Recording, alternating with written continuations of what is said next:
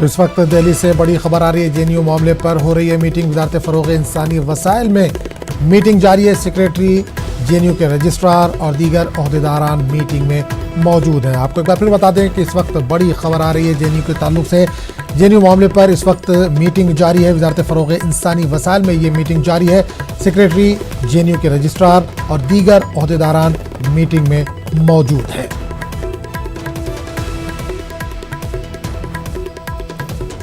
तो इस वक्त बड़ी खबर आ रही है। जेएनयू में कल रात से हंगामा जारी है। जेएनयू मामले पर इस वक्त मीटिंग जारी है। वजारत फ़रोग़ इंसानी वसाइल में ये मीटिंग हो रही है। सेक्रेटरी जेएनयू के रजिस्ट्रार और दीगर ओहदेदारान इस मीटिंग में मौजूद हैं।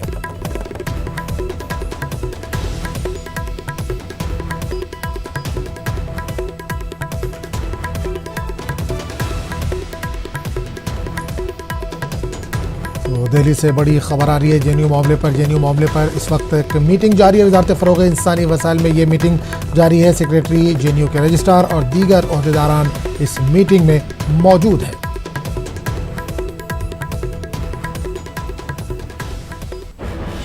से जो झगड़ा हुआ है कि कौन कौन उसमें पार्टिसिपेट कर रहा था, उस चीज़ के लिए ऑल पॉसिबल मेथड्स जो हैं इन्वेस्टिगेशन के वो इन्वोक किए जा रहे हैं। हम सोशल मीडिया में जो वीडियोस सर्कुलेट हो रहे हैं, जो मैसेजेस सर्कुलेट हो रहे हैं, उनको भी देख रहे हैं और बिल्कुल राइट अर्नेस्ट में इन्वेस्टिगेशन चल रही है और जल्दी ही आइडेंटिफिकेशन कर ली जाएगी।